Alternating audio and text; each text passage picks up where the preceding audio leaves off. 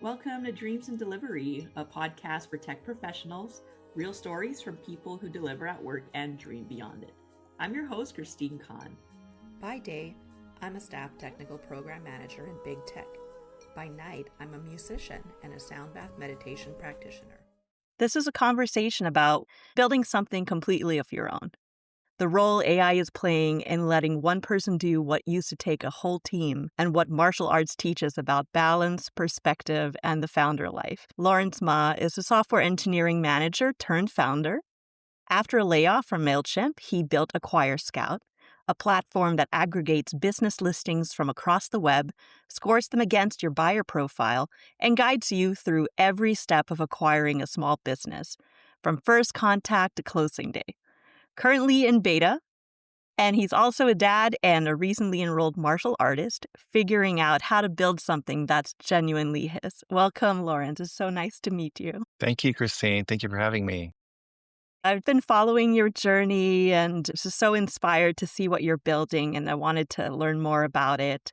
Can you tell us, what does a day look like for you now compared to when you were an engineering manager? Yeah, that's a great question. It's a little weird because obviously way more structure when you're working a 9 to 5. I worked with a team that was based in Atlanta, so East Coast time. I'm on the West Coast. So I woke up pretty early, first meeting like 7:30 a.m.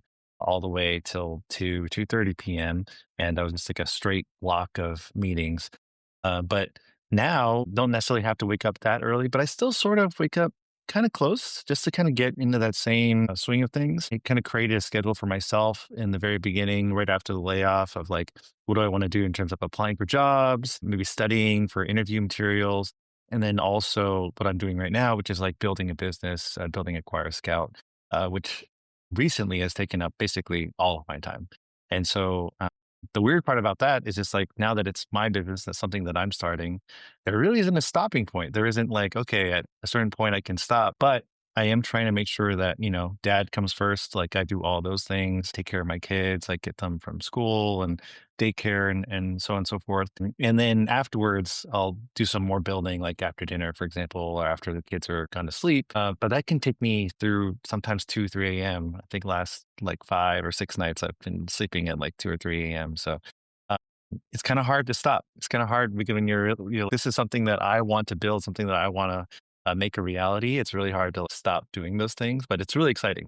Working on the podcast has been so fun for me that it doesn't feel like work. You just get up Yeah, and you're like, oh, absolutely. Yeah. okay, I got to prepare a script for tomorrow or edit something. Could you tell us more about Acquire Scout? How did you come up with that idea, and what's it been like building it? Yeah. I mean, I've been looking into buying a business for a while now, but obviously being laid off was sort of the catalyst that I needed to really get into that. So that's actually where it started. I started as me trying to buy a business, looking at the tools that are available to buyers and realizing there really wasn't anything. There wasn't anything that was going to help me in my journey. And so because of that, I just started building my own tools. But at that point, I wasn't thinking I'm going to start a company with this. It was more so I'm building these tools. It's looking, like it's working. And then I realized after a while, like, well, why wouldn't I just create a business around this? Why wouldn't I create this as a tool and start like actually trying to market this? And that's where it started. And at this point, it's been like what 2 or 3 weeks, which is sounds crazy because it feels a lot longer than that. But I'm already at beta. I already have real people using it and trying it out, and also giving me feedback on like what their experience is like. So it's been super exciting. I'm curious of how you've been able to work with an AI assistant to make this streamlined for you, given you are a team of one right now, and building software, launching it, marketing it, all of that is a whole thing. Yeah, it's crazy. I actually have a video that I recorded, I think last night, kind of reflecting on this because I was kind of looking back through my GitHub, through like all the work that I've done on Acquire Scout and realizing that, okay, in like about 2.5, 3 weeks, I've gotten to this point where I have a working beta. And thinking back through my career, I've led 2 different startups.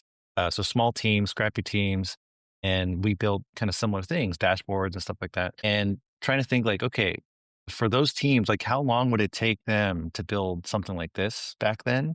And maybe it was like 2 months or something like that for a team of 3 or 4 engineers, which sounds crazy. It sounds absolutely insane that a team, and these are great engineers too, don't get me wrong. So AI is just like really accelerated the building for everyone, and especially for people like me who are like solopreneurs, and we have the idea, we have the product that we want in our heads, and we just want to put it out there. From going from idea to actual working beta is insanely fast. Yeah, that's incredible. Do you think if this scaled and became a larger thing that you would eventually need a team to keep it sustainable? Potentially, I think it depends on the solopreneur at the point. I think because I have an engineering background, I can hold off for a little bit longer. But definitely as it scales, and hopefully it does, that'd be a great problem to have. If I get more and more users, I do feel like you probably need some more help and some more engineering help that really just like is focused on scaling. That, obviously if it's just purely vibe coded app, I just don't feel like it's at that point where we can just say like, okay, just go nuts. Like we're going to go have like 10,000, 100,000 users on a particular platform. But where I'm at, where we're just trying to start off and try to validate an idea, it's more than enough. So, Would you have any tips for someone who's starting their own thing as far as making sure you don't over engineer anything or have the right infrastructure from day one? yeah, I would say before you even build anything, go talk to people. Go figure out if the problem that you're thinking about actually exists for other people, and just ask them, like, hey, if I were to build a solution like this, would you be interested? I think that is very, very powerful. I think it was different for me because in this particular space, like I was the customer. So I knew for a fact, like, hey, I cannot find a solution like this. And I think that's the main thing is if you can find the problem and then really talk to people, then I think it's worth building something. But don't just build something and just hope like, okay, I hope I'm going to build a solution and I hope I'm going to find a problem for this. So yeah. How would you measure getting traction? Have you set up any analytics or is it still early stages for that? I think it's early stages for that now, but just in terms of my conversations with different people in the industry, I definitely feel like there's a need for this, even especially from the advisor point of view. So people, not just people who are buyers, but also people who are advising buyers can use a platform like this to help like track the buying journeys for their clients. And I've already talked to a bunch like that, and I'm seeing a lot of traction there as well. So it definitely feels like one of those things where people are already asking for it. I just have to build it, which is never like anybody who's has any kind of experience with startups, that rarely ever happens. Is that there's just this product market fit, and people are just waiting for you to build it, and just like, okay, once you build it, let me know. And that's where that pressure comes in, where I'm like, okay, I have to be up till 2, 3 a.m. in the morning to try to get this thing built. Yeah, I definitely see a need for this both on the side of people who are starting something and want to get in touch with investors, but also people who are looking to have passive income on the side and realize that perhaps the old model of just investing in stock and banking on a career forever is really going to get you that stability in your life, and especially for families, like your dad. I'm so glad that you're building this. I'll definitely get on that beta soon and test it out For for sure. myself. Can you share more about your experience being a father and how that's looking like now that you have some time to structure the day better the way that you want? I mean, I've always been blessed, at least for the past 5, 6 years, being able to work remotely. And that's definitely not something that I want to give up. But I think, just knowing like also the way that companies are acting with a lot of like return to office mandates, I'm not really down for that. I want to continue working remotely. And so, like, buying a business and also starting my own is also another way for me to think like long term about like, how do I like lock in that flexibility? How do I lock in that ability to spend more time with my family? Because that's super important to me. Obviously, want to spend as much as my time as I can with my boys. They're 8 and 3 at this point. So, especially when they're young, I want to make sure that I spend more time with them. Why martial arts? I kind of always wanted to. I never really had a chance. I told the story to my son a long time ago about how I actually got into karate when I was maybe 5 years old. And it was at that time there was like a big class. They only accepted 5 students out of like 30 people who applied. And I got it. I came home, told my dad, like, hey dad, I got into karate class. And he actually told me he didn't want me to go, or he didn't want me to attend the class because he was afraid that if people knew I would fight or knew how to fight, then I would get into fights at school. And so I was sort of like this moment of like, oh no, I wish I had do that. And then I just kind of forgot about it. I just like never really thought too much about it. And then partly because of the layoff, partly because of I just felt like why haven't I just been holding off on these type of things? Like just just give it a try. Who cares? But it ended up turning out great. And actually I convinced one of the other dads to join me. We've been attending class and I already got my first belt promotion. So I'm not a white belt anymore. I'm a senior white belt.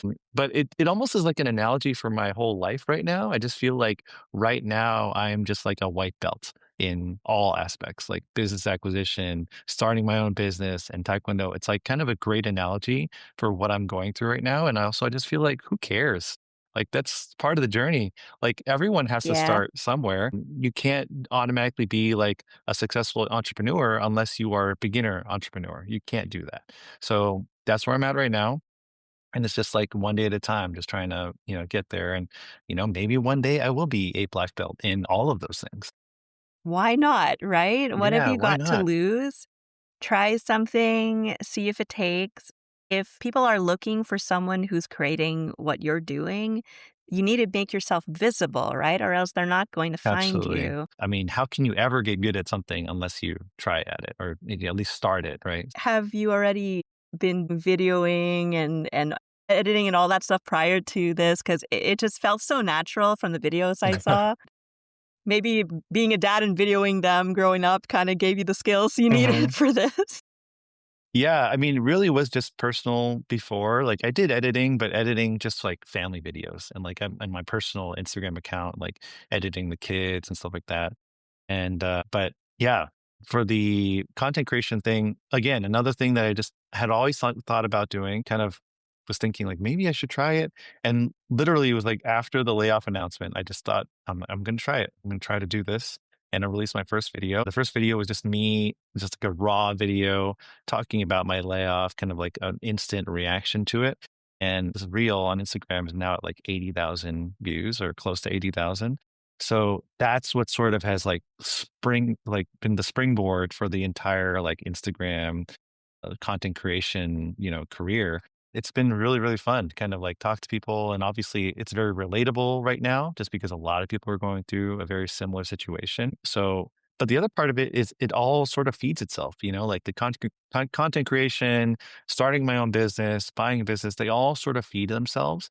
And it's been kind of a synergistic thing going on where I'm doing all these things at once, but they feel like they're so connected. What AI tools have been your go-to? I've been using Claude mostly, but I'm curious for someone who's actually built an app end to end, what it really looks like in the investment side. Yeah, I've been using Claude as well. So I just kind of very recently kind of signed up for Claude. I went all the way to Max, actually, Claude Max. I was starting off at Pro, but I realized like every single day I was running out of, usage. So, and I'm just building a lot these days. So I just felt like, okay, I'm just going to bump it up to Max for now. Maybe I'll bump it back down once things kind of calm down a little bit, but I've been building so much with it, so it's definitely been worth it. Definitely feels like, yeah, it's expensive, but at the same time, like, think about how much more I get to do. Like this used to be 3 or 4 engineers that had to do this. Now it's just me. So instead of hiring somebody, I can just do this with Claude Max. I've also been hitting my limits with Pro. There's so Yes. much Yeah. possibility now if you get in first and you're testing it Right. before others. I heard this other tool that's similar to Acquire Scout that's already out there or has been Uh, out there. And the way I think of it right now is just like, this is all just a foot race, but it's not a sprint, it's a marathon. And so even when you see other competitors on the field and they're just like running, you just have to keep going and just realize like, look, maybe they'll get tired. Maybe I'm just going to keep going and see how far I can go, but not really thinking about what other people are doing or running their race. I'm running my race. And so I'm going to keep running, and then I'm going to see where it lies at the end of it. But I think it's easy to look at what others are doing, or maybe somebody else has created a tool that you were thinking about creating, or a site that you were thinking about creating. Like, there's always going to be competition. There's competition everywhere. And so the matter is, like, are you going to stick it out? Are you going to keep it going longer than they are? And are you eventually going to have a better product than they are? And to me, I feel confident that I can do that. Where can people connect with you if they want to learn more about Acquire Scout or even just partner with you? Yeah. So acquirescout.com. That's the website. Still in beta right now, so not quite like out to the public. Also my socials. So Instagram is the main one right now. It's the Lawrence Ma, at the Lawrence Ma, and then TikTok is the same handle. Thank you, Lawrence. Thank you so much, Christine. Thank you for having me. To everyone listening, if this resonated, subscribe and share it with someone who needs it. I'm Christine Kahn, and this is Dreams on Delivery.